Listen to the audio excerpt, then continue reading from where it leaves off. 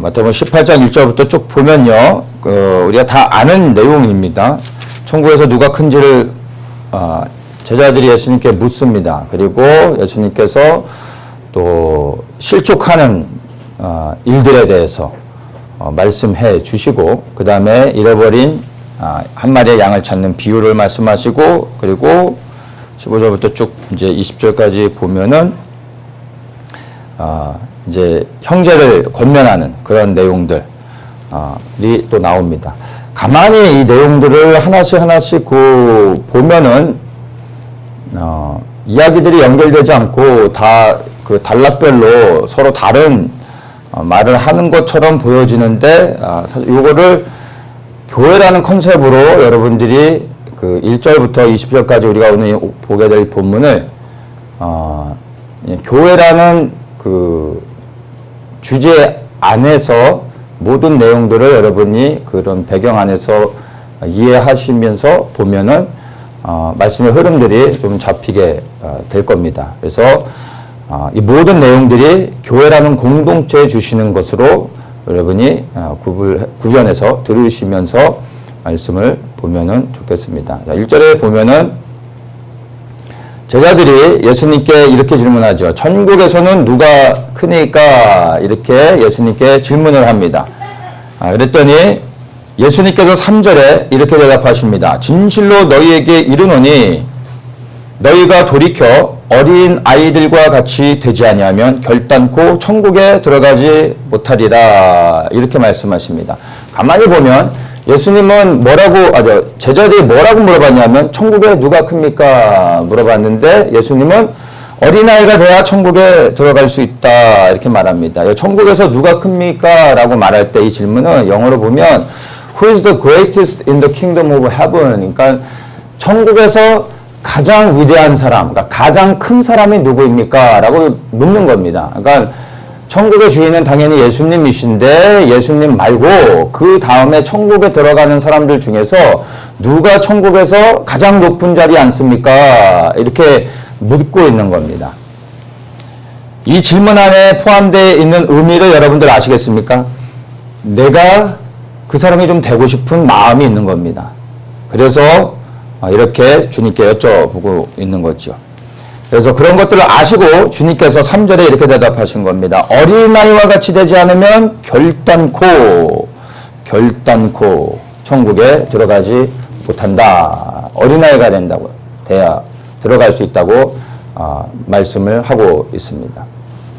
누가 큰 자인지 물어봤는데 어린아이가 되려고 합니다. 말씀의 의미를 우리가 잘 알죠? 큰 자가 되려고 하지 말고 여러분 어린아이가 되셔야 천국에 들어갈 수 있는 겁니다. 내가 만약에 천국에 들어가지 못하게 된다면 천국에서 누가 가장 큰 자인지를 안다 한들 그 방법을 깨달았다 한들 사실 그게 나하고 무슨 상관이 있겠습니까? 제자들이 질문을 이렇게 하면 안 되는 거죠. 여러분 천국에 누가 큰지 아시는 것보다 여러분 어린아이가 돼서 천국에 들어가시길 축복합니다. 네. 4절에 예수님께서 이어서 말씀하시는데 제자들의 답변을 원하는 답변을 해주십니다. 그러므로 누구든지 이 어린아이와 같이 자기를 낮추는 그이가 천국에서 큰 자다라고 말씀해 주십니다. 두 가지를 다 말씀해 주시는 거죠. 천국에 들어가는 자 그리고 천국에서 누가 큰지 두 가지를 다 말씀해 주고 계신 겁니다. 자기를 낮추는 자가 되면 천국에 들어갈 뿐만 아니라 여러분 천국에서 가장 큰 사람이 되는 겁니다. 그러면 여러분 일거양득할 수 있는 방법 어린 아이와 같이 되시기를 예수님의 이름으로 축복합니다. 자기를 낮추는 자가 되어야 하는 것입니다. 이 자기를 낮춘다는 게 무엇을 의미하는지를 마태복음 20장에서 이야기합니다. 우리가 이제 앞으로 넘어가서 잠깐 이 말씀을 같이 보겠습니다. 마태복음 20장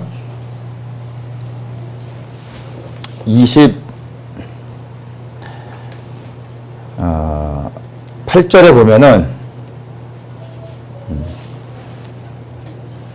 20절부터 연결해서 보겠습니다. 20절부터 쭉 보면은 세베대의 아들 어미가 그 아들들을 데리고 예수께 와서 절하며 무엇을 구하니 예수께서 가라사대 무엇을 원하느냐 이렇게 물었더니 이 나의 두 아들을 주의 나라에서 하나는 주의 우편에 하나는 주의 좌편에 앉게 하소서 이렇게 말합니다. 야고보와 요한의 어머니가 예수님한테 와가지고 예수님 이 다음에 천국에 가시면 그러면 요한이를 오른쪽에 앉히시고 야고보를 오른쪽에 앉히시고 그 다음에 요한을 왼편에 앉혀주십시오. 이렇게 말하는 거죠. 네. 그래서 좌청룡 우백호가 되게 해주십시오. 이렇게 지금 예수님께 부탁을 하고 있습니다. 이거를 들은 주변의 제자들이 막 화가 나가지고 분노가 나가지고 막 어찌할 바를 모르는 것들이 이제 표현되고 있습니다. 우리 두 아들이 천국에서 가장 높은 자리에 앉게 해주십시오라고 부탁을 하고 있는 겁니다. 자, 그런데 예수님께서 이렇게 질문하고 있는 그 어머니에 대해서 답변을 하십니다. 26절부터 이렇게 보면은 너희 중에 그렇지 아니하니 너희 중에 누구든지 크고자 하는 자는 너희를 섬기는 자가 되고 너희 중에 누구든지 으뜸이 되고자 하는 자는 너희 종이 되어야 하리라. 인자가 온 것은 섬김을 받으려 함이 아니라 도리어 섬기려 하고 자기 목숨을 많은 사람의 대속물로 주려 함이니라. 이게 예수님의 답변입니다. 너희들이 가장 높은 자리에 앉고 싶으냐? 그러면 어떻게 해야 된다고요? 섬기는 자가 되어야 된다, 종이 되어야 한다라고 말씀을 하고 계십니다. 섬기는 자, 종이 되는 자, 이게 뭐죠? 자기를 낮추는 자. 마태복음 18장에서 말하고 있는 겁니다. 그리스도의 종이 되어서 서로를 섬길 때, 그럴 때 이게 자기를 낮추는 거고 천국에서 가장 높은 자리에 올라가는 겁니다. 그래서 종이 되어 섬기라는 것, 낮아지라는 것은요, 서로에게 뭐 집에 가서 봉사활동하고 설거지도 해주고 청소도 해주고 이런 거를 하라는 게 아닙니다. 예수님을 머리로 삼고 그리스도의 몸된 이 그리스도의 몸을 이루는 이 교회라는 공동체에서 지체가 되어 서로 함께 협력하면서 그리고 주님의 뜻을 함께 이루어가라는 것입니다. 그 일들을 위하여 서로 섬기라는 것으로 말씀해 주고 있는 겁니다. 예수님의 종이 되어서 서로를 섬기며 주의 뜻을 함께 이루어 갈 때 비로소 천국에 들어갈 뿐만 아니라 천국에서 가장 큰 사람이 될 수 있는 겁니다. 그러면 정말로 천국에 넉넉하게 그리고 당당하게 입장하고 싶다면 여러분 이 말씀을 잘 기억하셔야 됩니다. 낮아지셔야 됩니다. 종이 되어 서로를 섬겨야 되는 겁니다.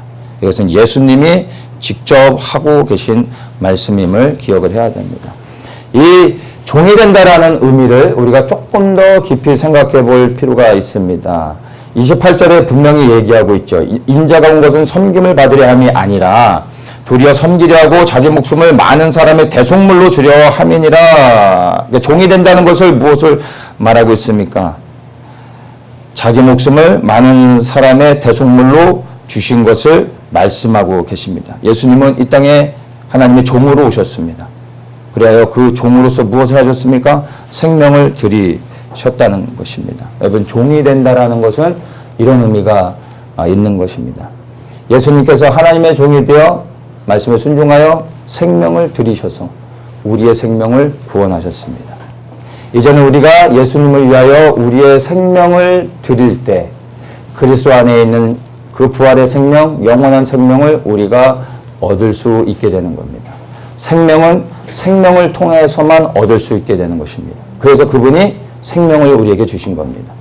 우리 또한 그 예수 그리스도 안에 있는 영원한 생명을 정말 얻고 싶다면 우리의 생명을 드려야지만 그리스도 안에 있는 생명을 얻을 수 있다는 이 영적인 진리를 여러분 분명히 기억하시기 바랍니다. 나는 죽지 않고 나는 생명을 드리지 않고 그냥 예수 그리스도 안에 있는 생명을 얻으려고 하면 여러분 그것은 도둑심보가 되는 것입니다. 오직 생명을 드리는 자만이 예수 그리스도 안에 있는 생명을 얻게 될 것입니다. 이것이 종이 되라는 말씀의 본질적인 의미임을 여러분 기억하십시오.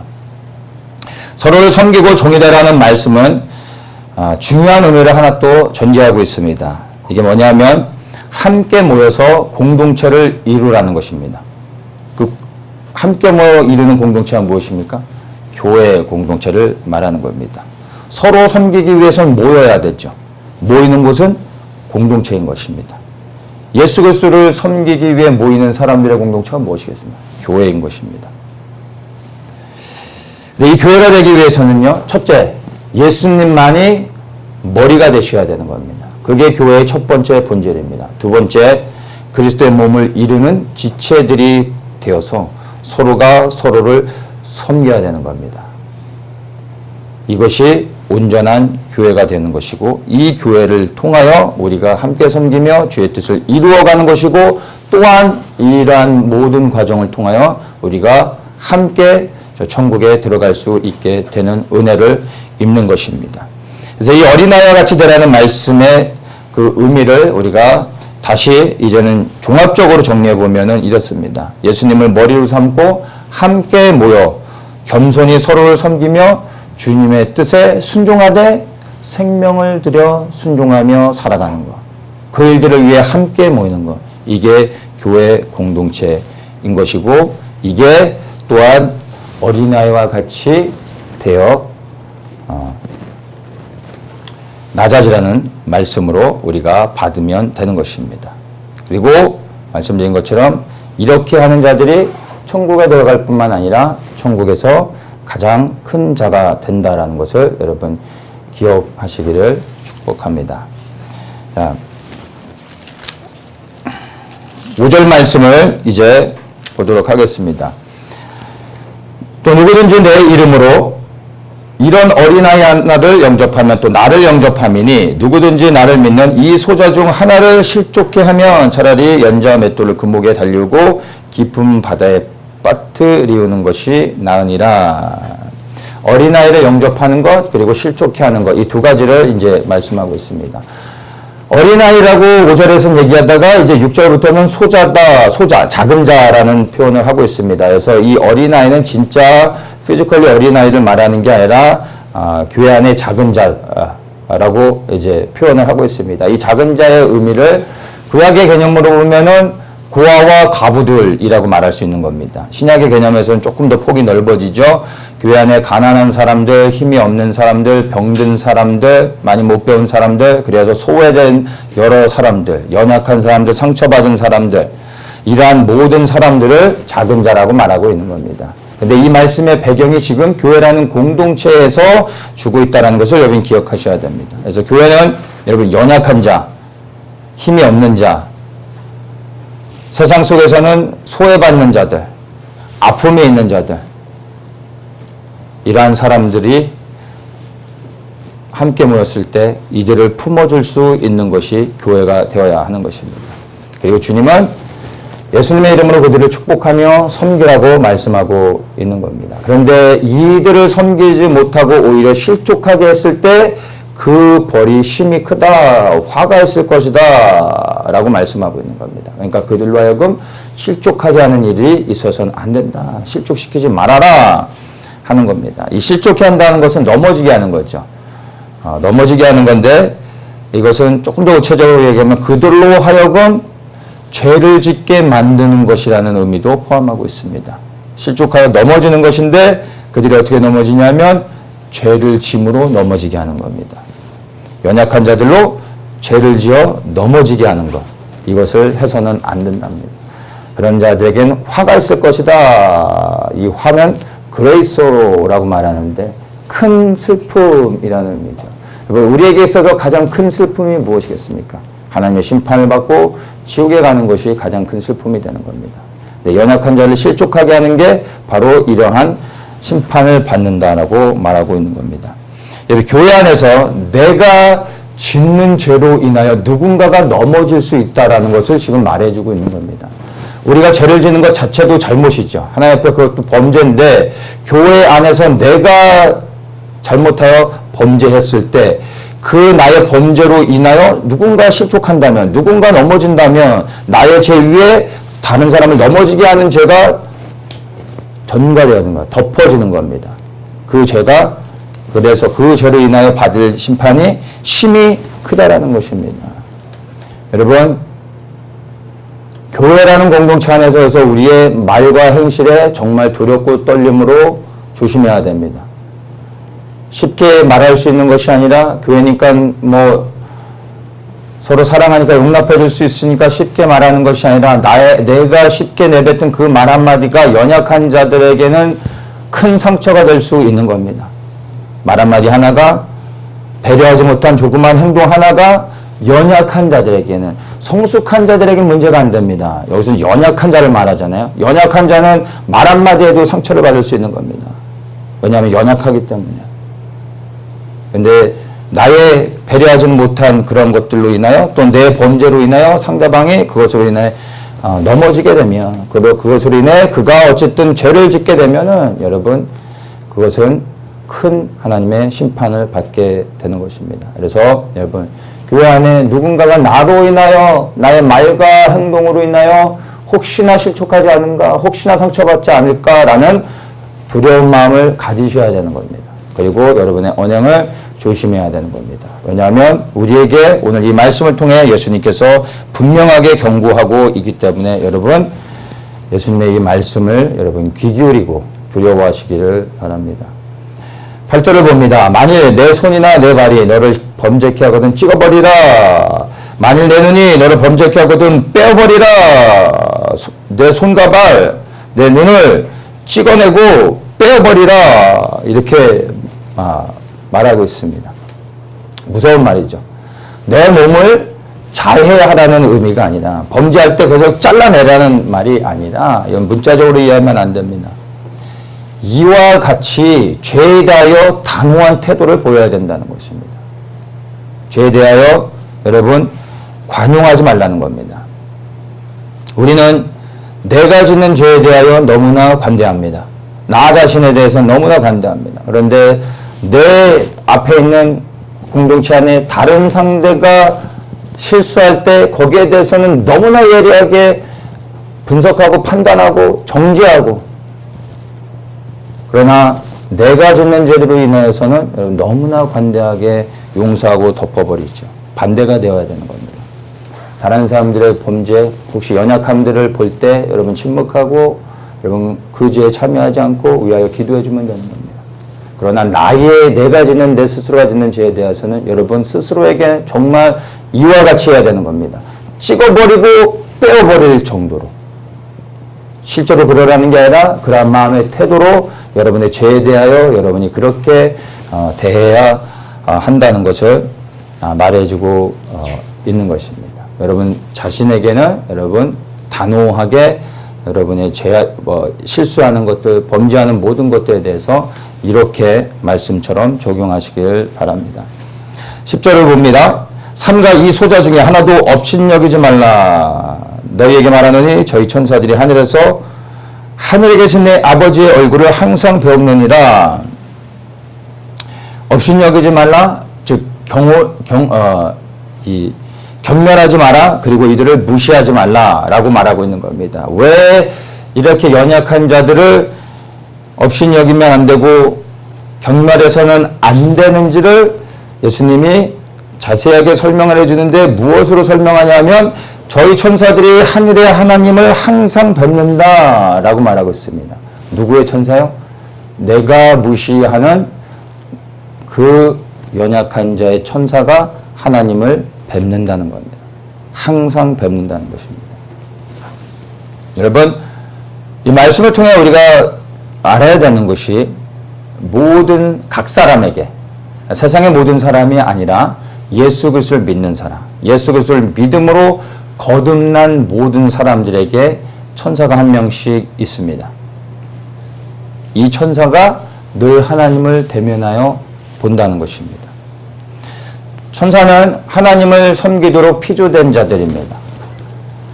그래서 대부분의 천사들은 하늘에서 하나님의 말씀에 순종하며 하나님께 직접 순종하며 하나님의 일들을 감당합니다.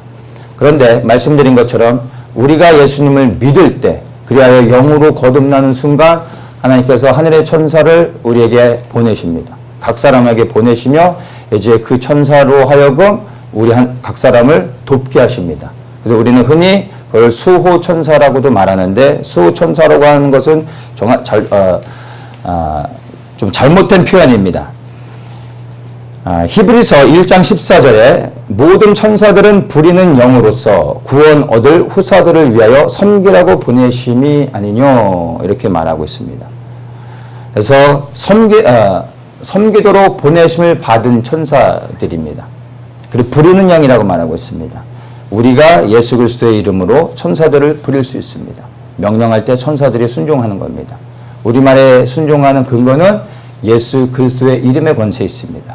우리가 그리스도께 속하였고 그리스도의 뜻에 순종하며 우리가 예수의 이름으로 명할 때 천군 천사들이 우리에게 순종합니다. 특별히 우리 각 사람을 이게 와서 우리와 함께하는 우리를 돕는 천사로 보내신 각 천사들이 우리를 그렇게 돕는다는 겁니다. 그런데 이것이 성경적인 나를 돕기 위하여 보내심을 받은 이 천사에 대한 성경적 의미는 단순히 나를 보호하는 그러한 보디가드의 역할이 아니라 말씀드린 것처럼 내가 하나님을 온전히 잘 섬길 수 있도록 돕는 역할을 하는데 그 역할 가운데서 나를 보호하는 역할도 부분적으로 있다라는 겁니다. 그래서 때로는 내가 아무것도 하지 않아도 나를 지키는 천사가 돕는 천사가 직접 나를 어떤 위험으로부터도 보호하고 지켜줄 수 있는 것입니다. 그런데 내게 보내주신 천사의 본질적인 역할은 나의 수행비서가 아닙니다. 이거 시키고 저거 시키는 게 아니라 내가 그리스도께 순종하여 그분의 뜻에 따라 행할 때 그 천사가 나를 도와 그 일을 함께 감당할 수 있게 해준다라는 겁니다. 그리고 또한 나는 그 천사에게 명할 수 있고 그래서 그 천사가 함께 합력하게 되는 겁니다. 그래서 우리에게 각 사람에게 보내주신 그 천사들이 여러분 할 일이 없어서 빈둥거리게 하면 되겠습니까? 그들이 일하게 해야 되는 겁니다.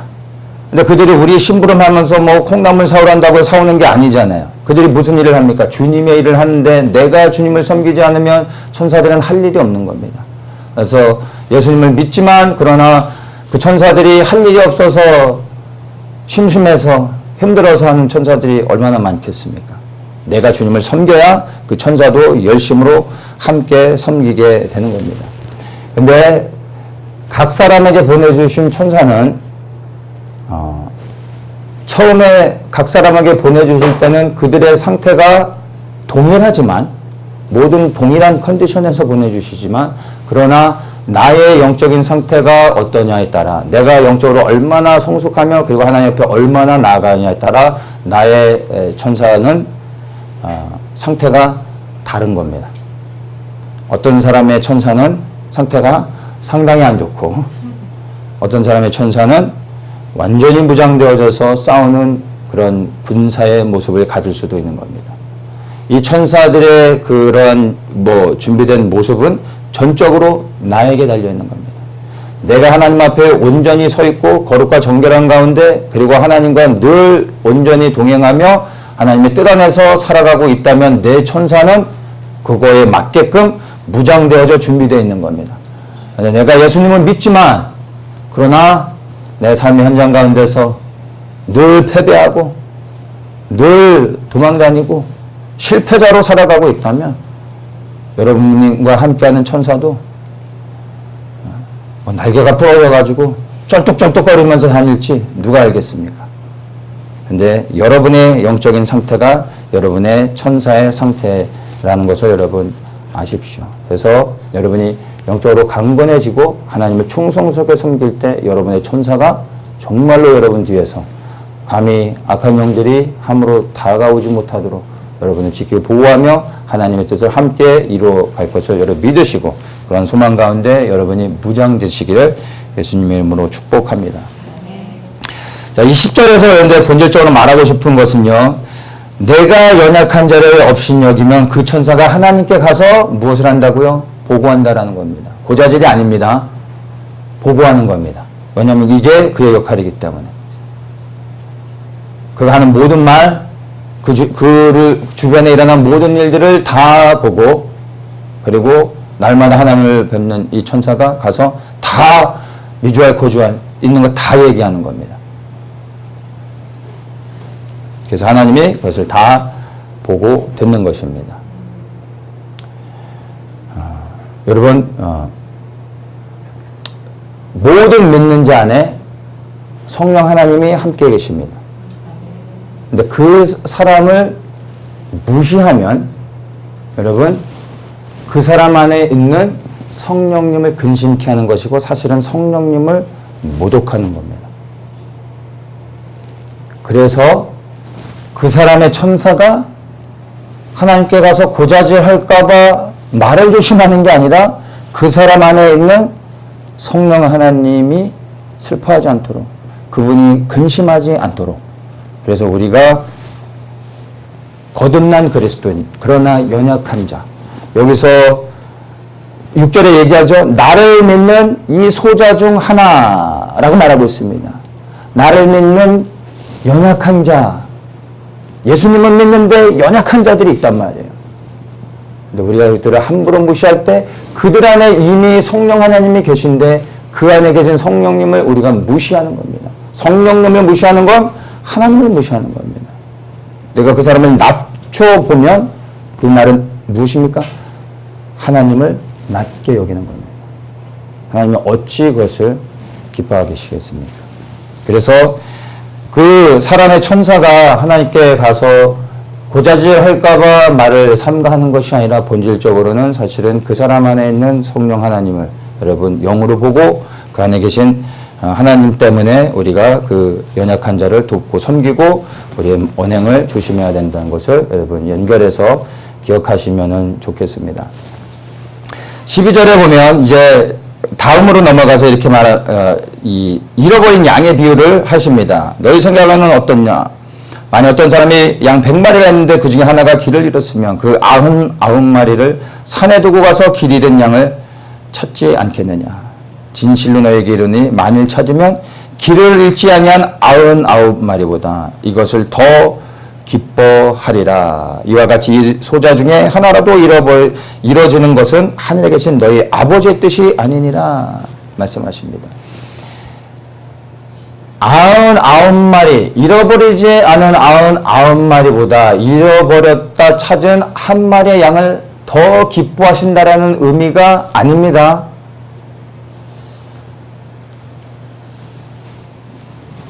99보다 한 마리를 더 기뻐하신다는 말이 아니라 잃어버렸던 그 한 마리의 양을 찾았을 때 그 목자의 기쁨이 심히 크다라는 것을 표현하는 겁니다.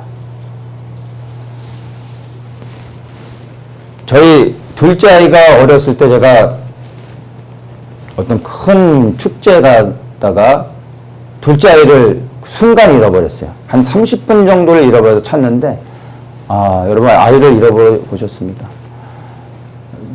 한마디로 표현해서 미치겠더라고요. 첫째 아이는 눈에도 안 들어오는 거예요.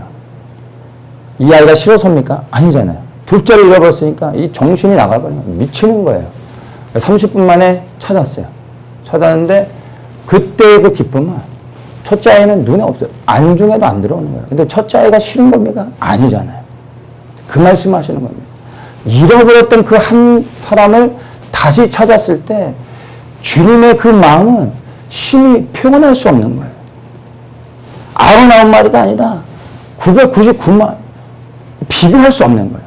그 기쁨은 너무 큰 건데 주님이 그만큼 한 영혼을 얼마나 사랑하시는지를 이 말씀을 통해 우리가 알 수 있는 것입니다.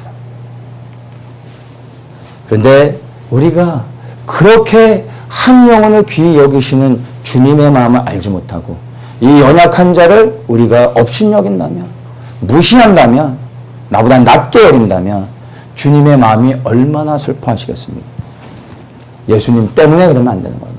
내가 이 사람을 사랑하지 못한다 할지라도, 품지 못한다 할지라도 그 사람을 향하여 여러분 우리 함부로 해서는 안 되는 거예요. 누구 때문에요? 내가 사랑이 많아서가 아니라, 내가 인격이 훌륭해서가 아니라 그 안에 계신 예수님 때문에. 여러분이 정말 예수님을 사랑한다면 여러분이 성품과 상관없이 예수님 때문에 여러분의 모든 것을 조심하게 됩니다. 근데 그게 영으로 더 성숙해지며 여러분의 인격을 영으로서 이제 변화시켜 가는 것입니다. 하나님이 기뻐하시는 것입니다.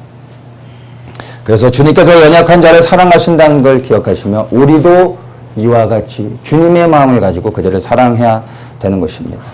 여러분 이것을 기억하셔야 됩니다. 사실은 그 잃어버렸다 찾아서 기뻐하시는 주님의 그 기쁨이 누구를 향하냐면 나를 향하는 겁니다. 내가 여러분이 그 잃어버렸던 한 영혼인 겁니다. 우리 한 사람 한 사람을 다시 찾았을 때 주님이 이와 같이 기뻐하셨던 겁니다. 그리고 어느 누구도 잃어버리길 원치 아니한다고 지금 말씀하고 있지 않습니까? 이 일에 우리가 함께 동참해야 되는 겁니다. 우리도 잃어버렸다 찾아진 자 아닙니까? 이제 주님께서 이와 같이 그 영혼들을 또다시 찾고 계시는 겁니다.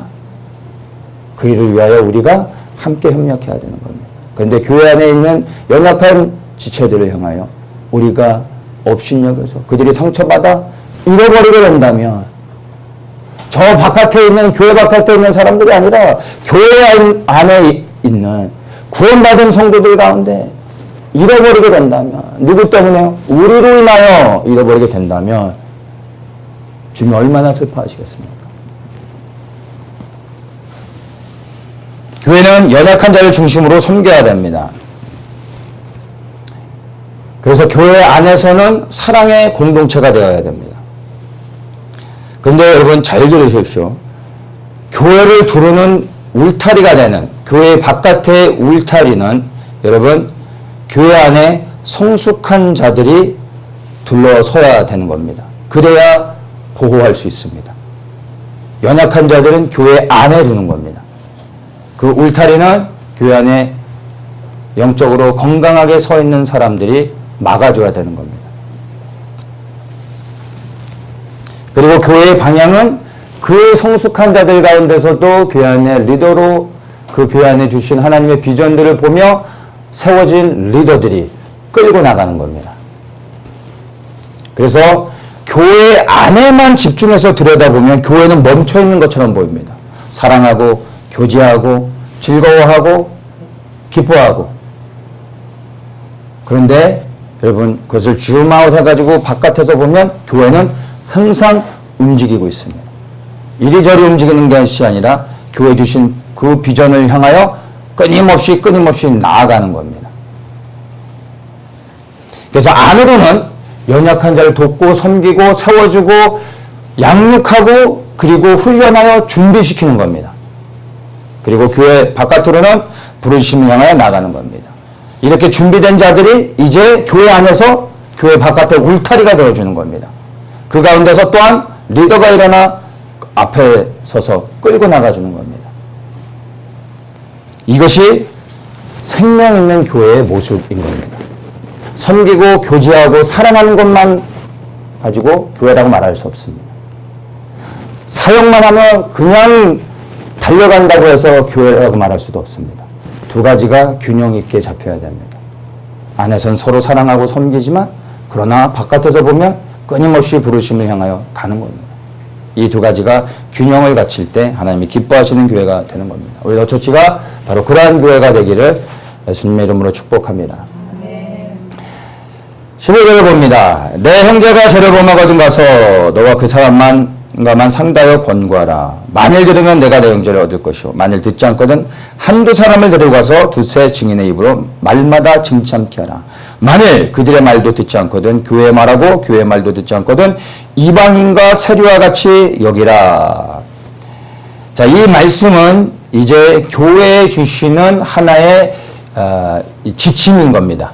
문제가 있을 때 이렇게 하라라는 교회에 주시는 지침인 겁니다. 세 가지의 단계를 말해주고 있습니다. 첫째, 교회 안에 형제가 잘못한 것을 봤을 때 어떻게 하라고요?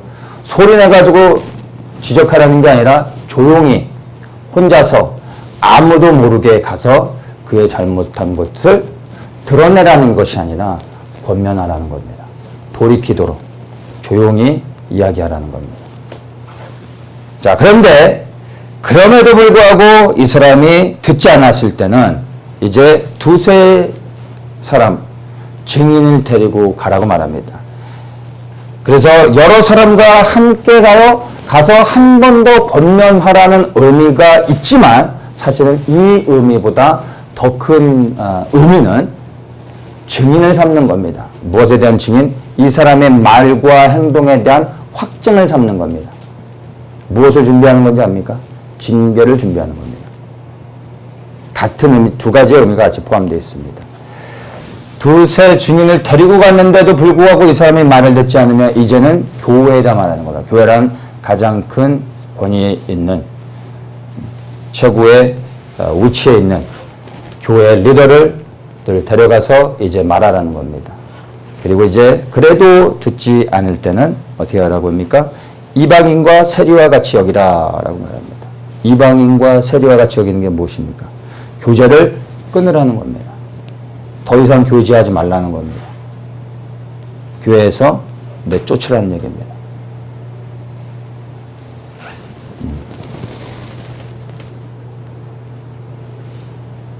교회는 연약한 자를 마땅히 품고 도와야 합니다. 사랑해야 됩니다.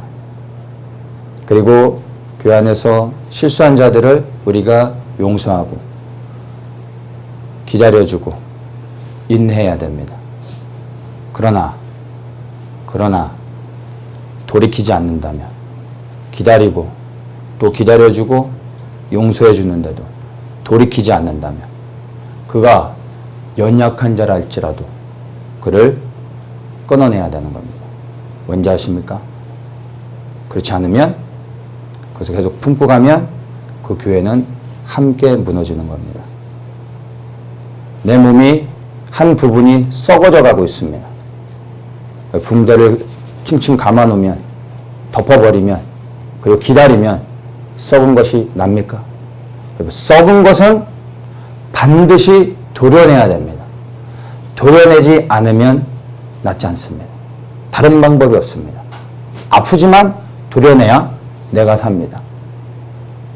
그 썩은 것을 같이 가려고 하면 그 썩은 것이 온몸에 퍼져 결국엔 죽게 되는 겁니다. 교회를 보호하기 위해 돌이키지 않는 자들, 마음이 활마저 악하여 돌이키기를 원치 아니하는 자들, 그러한 자들은 이제 끊어내야 되는 겁니다. 근데 이게 교회에서 안 되고 있는 부분이죠. 여러분, 교회는 사랑의 공동체입니다. 그렇다고 해서 이 사랑의 공동체라는 게 무조건 품어주는 게 사랑이 아닌 겁니다. 돌이키지 않으면 끊어내야 된다는 것도 분명히 우리에게 말해주고 있는 것입니다. 만약에 썩어가고 있음에도 불구하고 사랑이라는 이름으로 계속해서 품기만 한다면 여러분 그건 진짜 사랑이 아니라 미혹인 겁니다. 그리고 함께 망하게 되는 것임을 여러분 기억하십시오. 이 15절을 여러분 읽을 때 어떤 생각이 듭니까? 내 형제가 죄를 범하거든 가서 너와 그 사람만 상대하여 권고하라. 이 말씀을 읽을 때 여러분 누구의 입장에서 여러분이 문득 떠오르게 됩니까? 내 형제가 죄를 범하거든 가서 너와 그 사람만 상대하여 권고하라. 내가 누군가 잘못했을 때 가서 권면해 주는 입장에 있는 사람으로 여러분들이 자신을 생각하게 될 겁니다. 네, 그렇게 생각하면 여러분 실수하는 겁니다.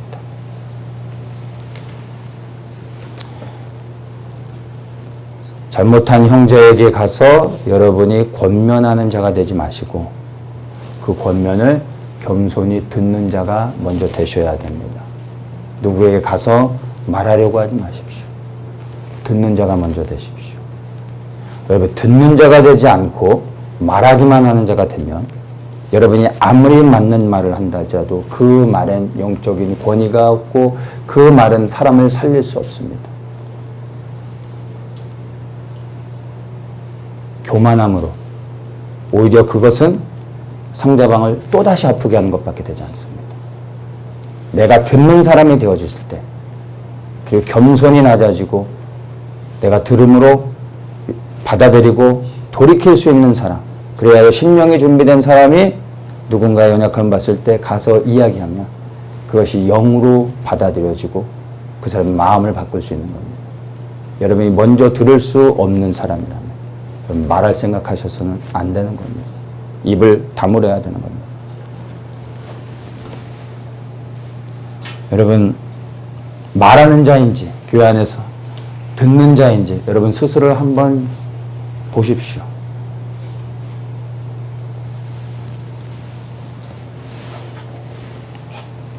나의 잘못을 지적하는 것으로 여러분의 마음이 상해서 화가 나서 그러지 말고 누군가 나를 위하여 권면해주는 사람이 있다는 것으로 인하여 여러분 감사할 수 있어야 됩니다. 정말 감사한 겁니다.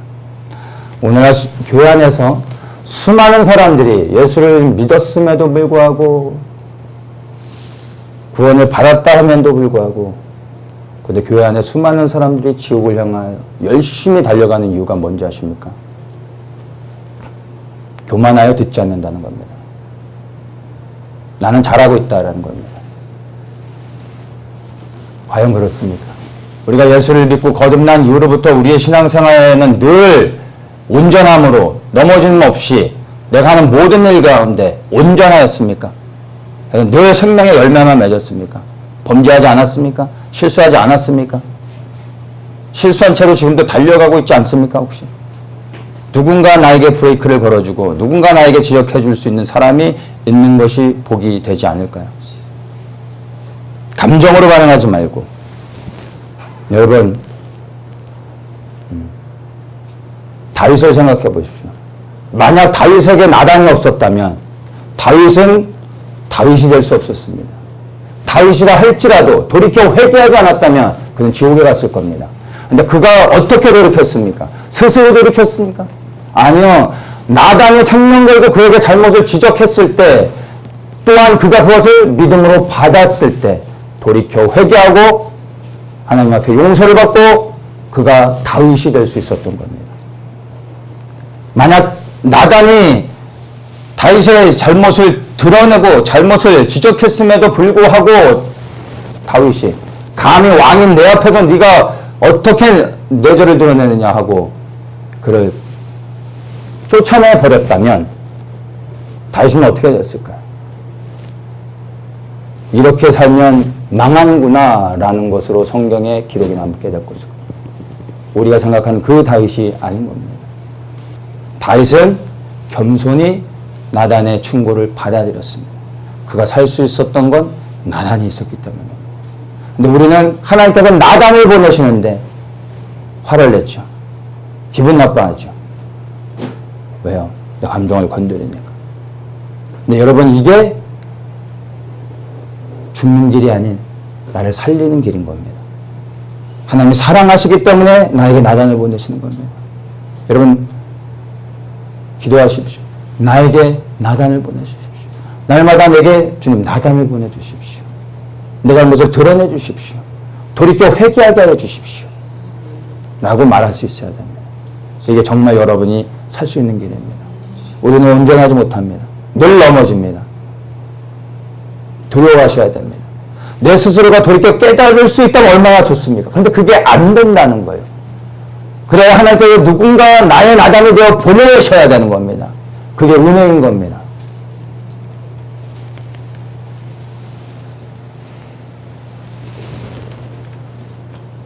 형제의 권면을 여러분 겸손히 사랑으로 받으면 나에게 유익이 됩니다. 내 것을 받을 만한 것은 받고 그리고 내가 받을 수 없는 부분들이 있다면 그것들은 기도하며 주님 앞에 내려놓으면 되는 겁니다. 그리고 주님께 올려드리면 되는 겁니다. 중요한 건 여러분 누가 나에게 얘기하든 그것을 감사함으로 또 주님의 마음으로 받고 분별한다면 여러분 버릴 것이 없습니다. 내게 모든 유익함이 되는 겁니다. 그 주님께서 여러분의 마음 가운데 다윗과 같이 준비되어져서 하나님께서 나단을 보내실 때 겸손히 그 여러분의 잘못을 인정하고 하나님 앞에 회개함으로 또 생명 얻는 자로 나가시기를 축복합니다.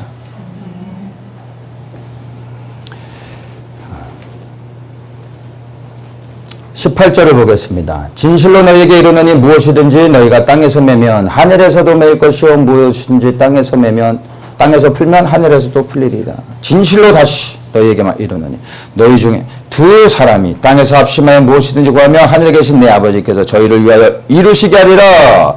두세 사람이 내 이름으로 모인 곳에는 나도 그들 중에 있느니라. 교회에 주신 권세에 대해서 이제 마지막으로 말씀해 주고 계십니다.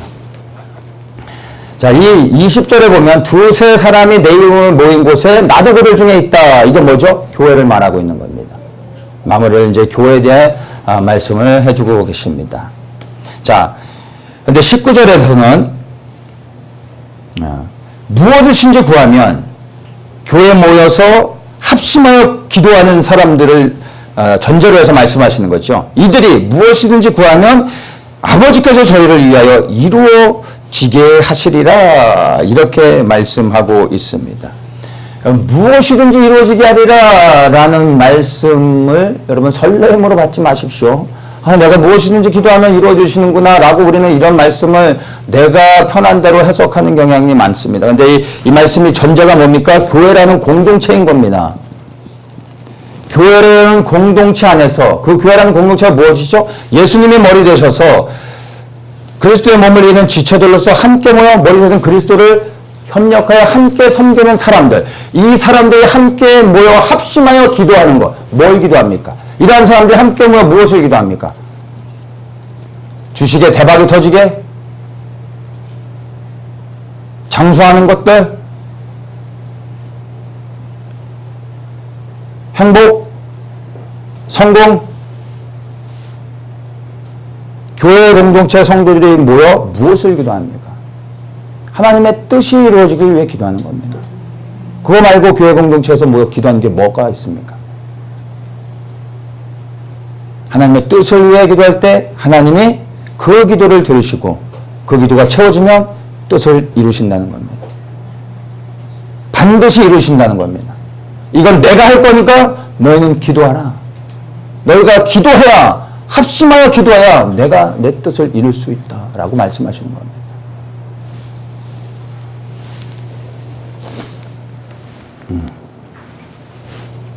오늘날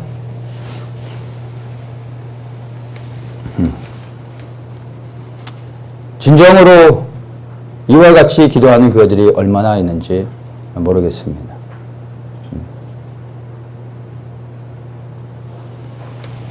이 말씀을 조금 지난 16장에서 나눴던 말씀과 연결해서 보면은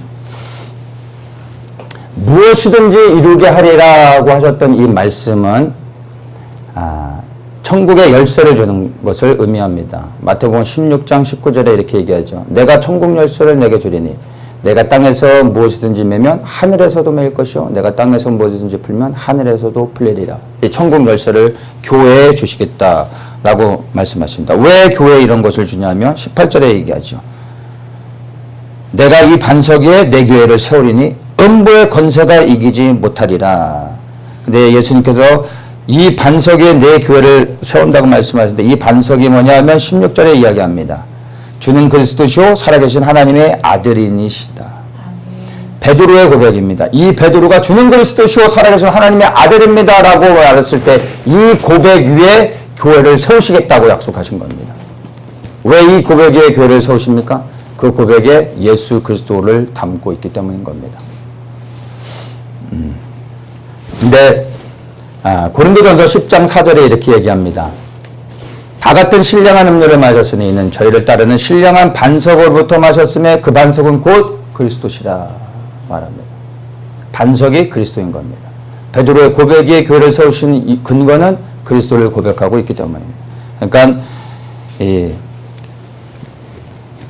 예수 그리스도가 교회의 유일한 반석이 된다는 것을 말하고 있는 것입니다. 그 그리스도의 반석 위에 교회가 세워지기 때문에 음부의 권세가 절대로 이길 수 없는 것이고 그 반석 위에 세워진 교회가 합심하여 구할 때 하나님이 반드시 그분의 뜻을 이루시는 것입니다. 무엇을 통해요? 교회를 통하여서. 내가 혼자 골방에서 기도해서가 아니라 교회라는 공동체를 통하여 함께 합심하여 기도할 때 이루신다는 겁니다. 그래서 이 마지막 시대에 하나님이 사용하시는 것이 여러분 교회인 것입니다. 우리 한 사람 한 사람이 교회가 아닙니다. 나 혼자서는 교회가 절대 되어질 수 없음을 여러분 아셔야 됩니다. 모여야 됩니다. 누구를요? 누가? 예수 그리스도를 머리로 삼은 사람들이, 그리스도께 생명을 드린 사람들이, 그분의 뜻을 이루기를 삶을 들여 헌신하는 사람들이 모여서 합심하여 기도하는 것. 이게 교회의 진정한 모습이고 이것을 통하여 하나님의 뜻을 이루신다는 것입니다. 모든 교회의 권세한 능력은 여러분 예수 그리스도부터 나오는 것입니다. 그래서 교회가 기도할 때 하늘과 땅의 문제를 풀어낼 수도 있고 묶을 수도 있는 이 놀라운 권세를 받게 되는 것입니다. 말씀드린 것처럼 이렇게 그리스도를 위해 반석 위에 세워진 교회가 합심하여 기도하는 것 여러분 유일하게 하나인 것입니다. 아버지의 뜻이 이루어지도록 기도한다는 것입니다. 그런데 오늘날 교회가 이렇게 합심하여 기도하고 있느냐 우리가 봐야 되는 겁니다.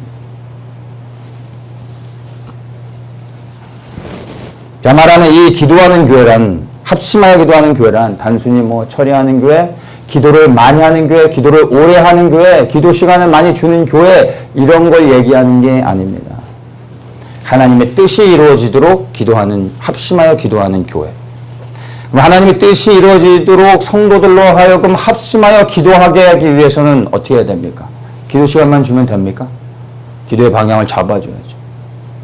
교회 목사가 기도의 방향을 잡아주고 기도의 제목을 던져주며 함께 기도해야 되는 겁니다. 기도하라고 기도의 제목을 던져주고 물 마시면서 쉬고 있는 것이 아니라 기도의 제목을 던져주고 함께 기도하는 겁니다. 본을 보이며 앞장서서 더욱더 기도하는 겁니다. 그리고 성도들이 함께 연합하여 기도하는 겁니다. 이게 합심하여 기도하는 것이고 이러한 기도를 통해 하나님이 교회의 기도를 들으시고 그분의 뜻을 이루신다는 것입니다. 오늘날 과연 이런 교회가 얼마나 있는지 우리가 돌아봐야 되는 것입니다. 어떤 사람이 이제 주일 예배를 뭐 이렇게 길게 하냐고 예배 시간을 이제 얘기하면 이제 가끔 묻는 사람들이 있습니다. 뭐 이렇게 주일날 그렇게 길게 하냐. 설교도 가뜩이나 뭐 후지고 세련되지도 않은데 뭐다 설교도 긴데다 또 기도는 더 길고 참 여러분도 고생이 많으십니다. 근데 여러분 이렇게 하는 이유는요 오늘 이 말씀을 통해서 왜 이렇게 하는 것이 필요한지 왜 이것이 중요한 것인지 주님께서 말씀해 주셨으리라 믿습니다.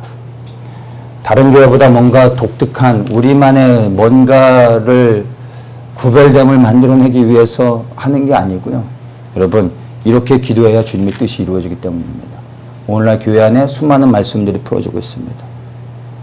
말씀을 새롭게 해석하고 있습니다. 그런데 여러분 말씀이 풀어진다고 해서 그 말씀이 이루어지는 게 아닙니다.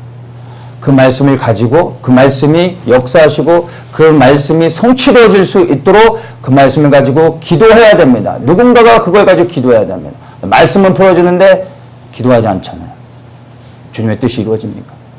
수많은 말씀들이 풀어지지만 그 말씀을 가지고 기도하지 않는다는 거예요.